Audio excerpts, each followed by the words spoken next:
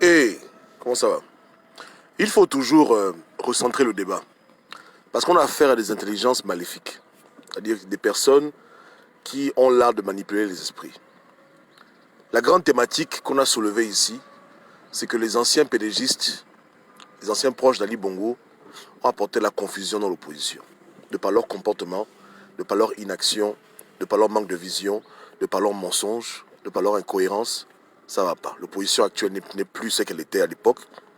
Elle a vraiment régressé. Maintenant, il ne s'agit pas ici de dire qu'il est impossible à un homme ou à une femme d'être au PDG et ensuite de se reconvertir dans l'opposition, pas du tout. Mais c'est les conditions de reconversion qui déterminent le combat de quelqu'un. Ceux qui quittent un mouvement néfaste sur la simple base de disputes internes auront du mal à être cohérents dans ce qu'ils font. Et comme ils sont animés par un esprit de vengeance, un esprit de vendetta, plutôt que par le patriotisme, ils vont faire des idioties. Ils vont mal penser, ils vont mal s'allier, ils vont mal collaborer, parce que en eux, au plus profond de leur être, ce n'est pas un Gabon meilleur qu'ils désirent, c'est simplement une vengeance. Maintenant, le patriotisme, c'est un habit que les gens peuvent recouvrir. C'est très facile de se mettre debout et de dire que je me bats parce que je veux des meilleures écoles, des meilleurs hôpitaux, c'est facile, tout le monde peut le faire. La preuve, Jean Ping l'a fait en 2 ans. En 2 ans, il a fait un virage à 180 degrés où tout à coup il est devenu humaniste, il est devenu quelqu'un qui veut le changement du Gabon. Après 25 ans d'avoir bouffé l'argent des bongos, s'être enrichi avec les bongos, avoir bâti une carrière avec les bongos, il vient, il dit bon, je veux aider l'humanité. Il n'y a pas de problème, ça peut se faire. Mais la raison qui l'a motivé à se tourner contre le régime, ce n'est pas la misère des Gabonais. Et c'est ça le plus grand danger avec ce genre de conversion. Parce que ça les poursuit. Ceux qui se convertissent ainsi ne font jamais de mea culpa, donc ne reconnaissent jamais vraiment leur tort. Hein? Et ils pensent que c'est eux la solution, ils doivent remplacer l'autre pour prendre la place de l'autre. Et voilà comment ils réfléchissent. Et ça fausse leur calcul, ça les empêche d'être lucides, ça les motive à prendre des mauvaises décisions, à être des va-t-en-guerre, des têtes baissées, parce que leur objectif seulement, c'est de pouvoir nettoyer leur honneur. Montrer au camp adverse qu'ils ont de la valeur, que eux, c'est pas n'importe qui. Voilà un peu le problème. Quand on va à la racine de leur motivation, voici les choses qui les motivent. La motivation première, principale, n'est pas le fait que les Gabonais souffrent. Ça, c'est secondaire. Et beaucoup d'entre eux s'efforcent de rendre cela comme étant leur première motivation. Mais ce n'est pas ça la première motivation. La première motivation, c'est rendre la claque au PDG. Pour vos anciens collègues, écoutez, j'étais meilleur que vous, vous ne valez rien. Et c'est pas bon. De telles personnes ne peuvent pas mener ce genre de combat. Même quand elles essayent, elles font mal les choses. Parce qu'elles ne sont pas animées de la pureté totale. Leur combat est floué à cause de leur propre ego. L'ego est trop dans leur combat. Et c'est l'ego qui les pousse à vouloir être devant absolument. Moi, si je passe 20 ans dans la mafia, et que tout à coup je décide de venir dans le camp adverse, même pour des raisons bien, hein, peu importe les raisons, parce que tout le monde peut changer, je dois d'abord m'asseoir au pied d'un vrai opposant et apprendre de lui. Parce que lui, il a commencé à combattre avant moi. Moi, je suis défaillant. Il m'a fallu 20 ans pour comprendre que tuer un enfant, c'est pas bien. Voler l'argent, c'est pas bien. Tromper sa femme, c'est pas bien. Il m'a fallu du temps pour comprendre que être riche, un Gabon pauvre, c'est pas bien. Lui, depuis longtemps, il a compris ça. Donc, il a affûté sa moralité. Il a affûté son éthique. Il a affûté son caractère. Lui, il est prêt à la bataille. Je ne peux pas venir dans l'opposition et faire tout pour être comme lui ou le supplanter et être devant. Alors que je découvre à peine ce monde où on se bat pour la cause du pauvre, la cause de l'indigent. Pour moi, c'est nouveau. Mais les gens veulent venir devant, dans l'opposition, et voilà les conséquences. Et les vrais opposants, ceux qui ont lutté depuis toujours et qui sont en avance sur tous les plans, moral, éthique, etc., toutes les qualités qu'il faut, ils sont en arrière-plan. Conclusion, quand on tire des balles, le leader fuit, ses intellectuels fuient. C'est comme ça. Hein, tous ceux qui ont tout Jean Ping, les John Nombo, les tout le monde a tapé à Bana. Parce que c'est comme ça. Ils veulent jouer un rôle pour lequel ils ne sont pas prêts. Parce que leur motivation principale n'est pas de mourir pour le Gabon. Parce qu'un véritable enfant du pays qui est leader, il est prêt à mourir pour le Gabon. Il est même prêt à aller en prison pour le Gabon. Mais quelqu'un qui joue à cache-cache, qui veut seulement se venger et prouver aux autres qu'il a de la valeur, que lui aussi pouvait être président, mais il n'est pas là pour mourir pour un pays. Quand ça ne l'arrange pas, il fuit. Voilà le problème qu'on a. Il est comme une petite souris. Donc tant qu'eux-mêmes, ils n'auront pas fait ce mea culpa, où ils doivent demander à Dieu pardon pour avoir fait du mal aux Gabonais, Pardon pour avoir été amnésique, insensible à la misère du peuple pendant tellement de temps. Pardon pour s'être retourné contre Yaya Ali. Pas parce que Yaya Ali ne faisait pas les routes et les pompes, parce que Yaya Ali n'a pas donné à XY des promotions, ou bien à couper à XY des contrats. Tant que c'est sur cette base-là qu'ils ont converti leur combat, ils ont un problème. Ils doivent d'abord arranger ce problème. Ils doivent aller voir des psychologues, ou bien aller voir des prêtres, prier pour eux, des pasteurs, je ne sais pas. En tout cas, ils doivent régler ce problème-là. Parce que Dieu les voit. Vous ne les voyez pas. Parce que beaucoup sont tellement malins, tellement intelligents, tellement rusés, qu'ils luttent plus pour leur image que pour leur salut personnel. Donc ils ne vont pas vous montrer ce côté-là. Mais nous, on les voit clair. Et Dieu les voit aussi. Ils doivent aller dans leur chambre et vraiment faire une véritable repentance. Parce que si c'était vraiment des vrais repentis, d'abord, ils n'allaient même pas être autant durs et radicaux envers Ali Bongo. Parce qu'ils étaient comme lui. Mais leur posture, où ils veulent absolument exprimer toute leur colère, toute leur haine envers un individu, démontre simplement que c'est ça le problème. Ils n'ont pas de problème en tant que tel avec le PDG, ils ont un problème avec Ali Bongo. Voilà la vérité. Donc il est devenu quelque part leur motivation de combat, mais Ali Bongo, c'est pas le Gabon. Ali Bongo peut mourir, le Gabon continue. Le système PDG Bongo, bien sûr qu'il est battu autour de lui, mais s'il s'en va, quelqu'un d'autre va le remplacer. Donc voici où le combat a été faussé, hein, et quand des gens n'ont pas la bonne motivation, ils font les mauvaises alliances, ils font les mauvais calculs, ils font les mauvaises stratégies, et ils ne sont pas là pour mourir ou bien pour l'empoisonner pour quelqu'un. Parce que ce n'était pas ça l'objectif. L'objectif, c'est de montrer que je suis mieux que toi, tu es un rigolo, moi je suis quelqu'un, tu m'as négligé, tu m'as fait ça, tu m'as fait ci, je vais me venger, et on passe par le peuple, sa misère qu'on utilise comme un évangile pour se tailler une aura d'opposition, alors que dans le cœur, la première motivation, c'était pas ça. Vous comprenez? Je vous demande. Maintenant, le problème, c'est que ces problèmes-là se passent en interne. Donc, il est difficile pour quelqu'un de savoir, pas quand même il parle, parce que bon, Ping au moins, je ne parle lui parce que lui-même il a dit ça avec ses propres paroles. Il a dit hein, qu'ils m'ont coupé les contrats, comme ils m'emmerdent, je vais aussi les emmerder. Lui au moins il a confessé. Mais ce n'est pas tout le monde qui quitte le PDG qui confesse ce qui s'est passé là-bas. Donc, les gens ne connaissent pas la vraie version des faits. Et quand on les voit devenir opposants, on pense que, oh oui, ils aiment le Gabon, la souffrance. Non, ne pense pas qu'il roulait avec son VX depuis 30 ans. Il te voyait dans le quartier en train de souffrir. Et puis tout à coup, un jour, il s'est dit, ah, toi, tu souffres trop. Hein. Tu sais quoi, je vais me battre pour toi. Ouais, je vais laisser mes privilèges, je vais laisser mon poste de député du PDG, je vais tout laisser, je vais dire à Ali que tu m'emmerdes parce que les Gabonais là souffrent. C'est pas ça qui s'est passé. C'est possible, hein. Je ne dis pas que dans tout le Gabon, il n'y a jamais un opposant qui a quitté le PDG, qui a ressenti que Dieu a mis en son cœur la souffrance envers son peuple. Je ne dis pas ça. C'est possible. Qu'un jour, il rentre au congrès du PDG, il voit un Gabonais par terre, il dit, papa, donne-moi 5 000. Il dit, mais Ali Bongo exagère, le Bongo, Omar Bongo exagère, c'est trop. On peut... Non, je ne dis pas que c'est possible. Mais dans la plupart des cas, c'est des idioties que on me néglige, je suis diplômé, on ne me reconnaît pas. Ali Bongo, il me fait pas confiance, je n'évolue pas, on me bloque les contrats, j'étais ministre, je suis plus ministre, c'est comment, lui là que tu nommes, c'est un taré, moi je suis mieux que lui, pourquoi tu fais ça, pourquoi tu fais ci, à Combessi, il prend ma place, tu ne traites plus, c'est les conneries là, hein, qui ont créé le noyau de l'opposition de 2016. Est-ce que j'ai mal parlé? J'ai menti? Est-ce que j'ai mal parlé?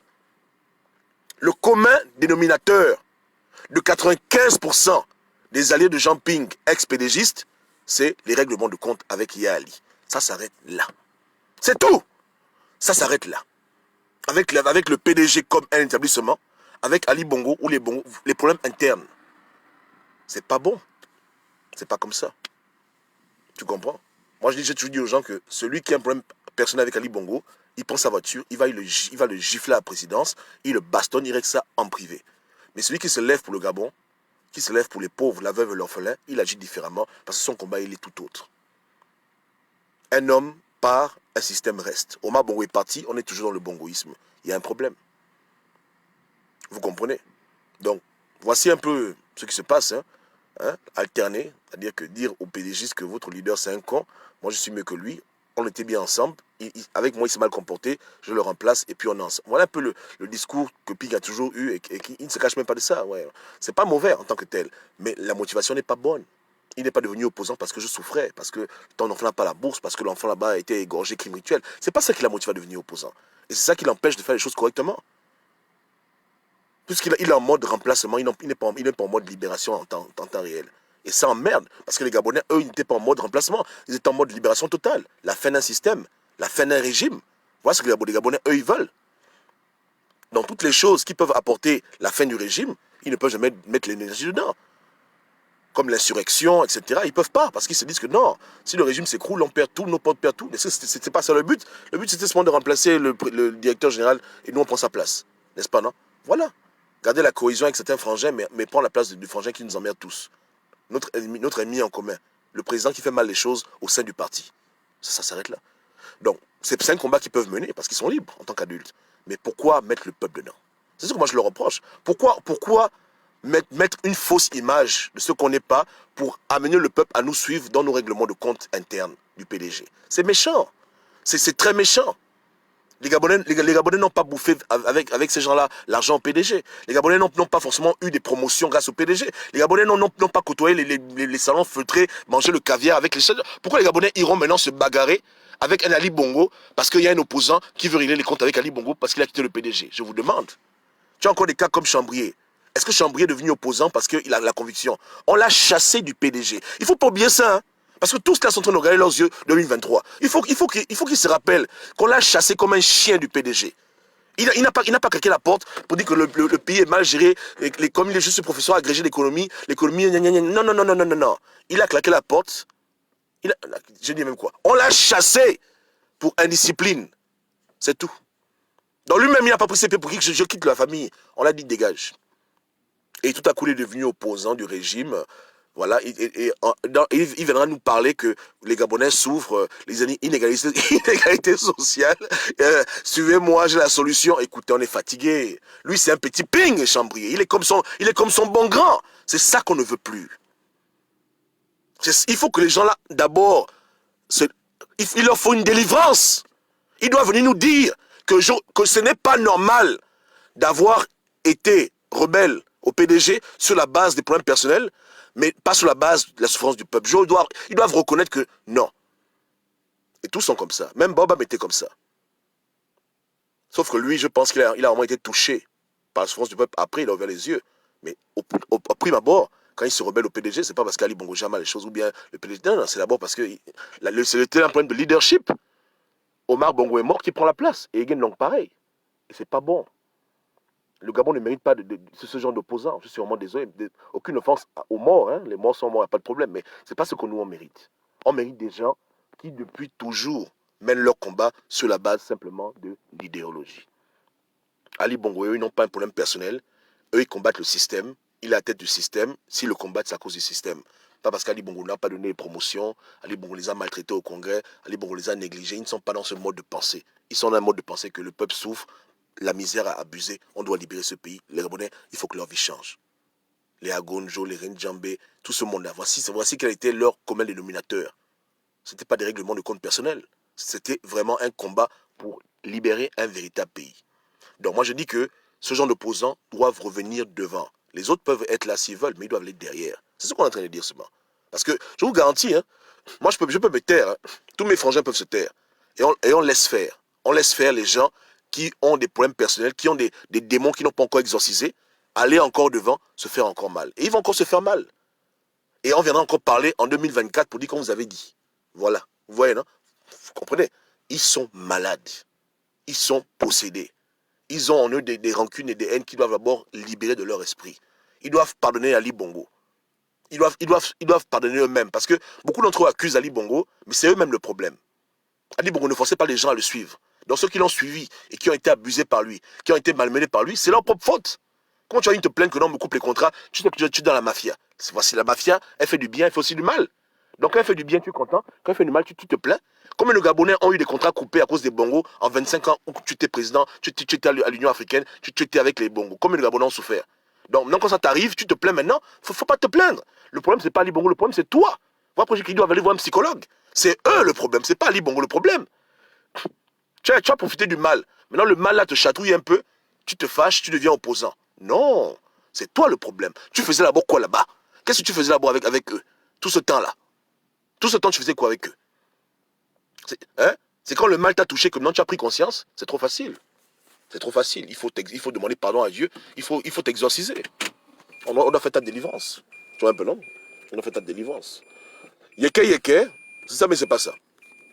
Ou bien. Et je vous rappelle encore, hein, pour nos intellectuels qui veulent se faufiler, parce que moi je les vois, hein, ouais, non? En 2009, la prise de pouvoir, il y a eu des morts. Mais ça n'a pas empêché certains de rejoindre le PDG après le massacre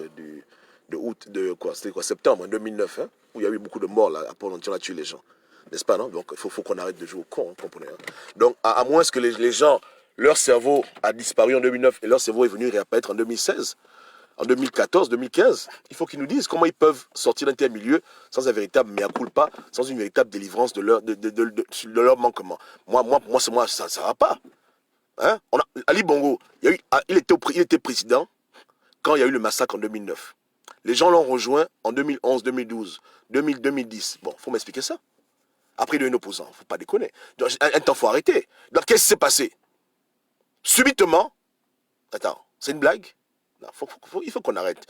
Des gens étaient avec lui et ils faisaient comme ils font maintenant avec Jean Ping. C'est-à-dire qu'ils tournaient le regard aveugle à tout ce qu'Ali Bongo faisait. C'est comme ça, on sait comment ça fonctionne. Parce que dans l'opposition, ils ont amené le même esprit. Tout à l'heure, je parlais avec mon grand frère, Petit Léo Bamiko, il me raconte sa vie. Il me dit que voilà, Ping est président élu. Donc je dis que parce que Ping est président élu, que tu tournes le regard à toutes ces idioties. Donc Ping peut même péder un enfant, ça ne te dit rien. Tant qu'il est président élu, il a l'immunité totale. Il est là, il dit non, le scrutin 2016, un intellectuel, regarde les choses qu'il fait. Donc c'est pareil. Ils étaient avec Ali Bongo faisait tout ce qu'il voulait. Tant qu'Ali Bongo était avec eux, il leur donnait ce qu'eux ils voulaient, ils tournaient le regard aveugle à tout ce qu'ils faisaient. Un peu comme les pédistes font maintenant aujourd'hui. Et comme eux ils font dans l'opposition. C'est pas une bonne mentalité. Et on le sait tous, que leur séparation, c'est toujours quand les accords ne marchent plus bien ou quand chacun n'a plus son intérêt. C'est dégueulasse. Vous comprenez? Ce n'était pas des proches d'Ali Bongo, parce qu'Ali Bongo est leur ami, c'est des proches sur la base des intérêts. Quand l'intérêt ne vient plus, là, automatiquement, il y a séparation, mais d'autres vont plus loin, ils deviennent opposants, et c'est ça qu'on n'aime pas. C'est pas bon. Et c'est pour venir mettre les vrais, comme Luc Bennou aussi derrière, ils viennent faire de l'ombrage aux vrais opposants, il ne faut pas déconner. Je vous dis, hein, j'ai beaucoup parlé, hein, mais à la fin, c'est Dieu qui décide. Moi, je peux me taire. On peut se retrouver en 2025 et on verra le foutu bilan. On peut laisser les gens qui ont des démons en eux, les démons de haine personnelle, les démons de problèmes personnels, continuer à vouloir jouer aux opposants. Mais quand ils vont encore échouer lamentablement, qu'ils ne se plaignent pas. C'est les Gabonais qui vont souffrir en toute façon. Qu'est-ce que j'ai à foutre? Moi, je gagne quoi dedans? Vous comprenez? Donc, voilà, qu'ils comprennent bien. Hein? Parce que je vois leurs petits posts là, je dis, arrêtez de blaguer les Gabonais, arrêtez. Hein? Tout le monde peut changer. Mais il y a un changement qui est bon, qui est basé sur simplement l'amour d'un peuple, et un changement qui est mauvais, qui est basé sur les vengeances personnelles. Donc, blaguez les Gabonais, Dieu vous voit. Dieu lui-même connaît ce qu'Ali Bongo vous a refusé, qui a fait de vous des opposants, et qui mélange votre combat. Vous avez blagué qui? Blaguez le peuple, mais Dieu vous voit. Et l'échec est garanti, hein, avec ce genre de mentalité. C'est Gobam qui a dit. Oh. Bien. Yeke, yeke. Ok. On se pige. Ciao, ciao.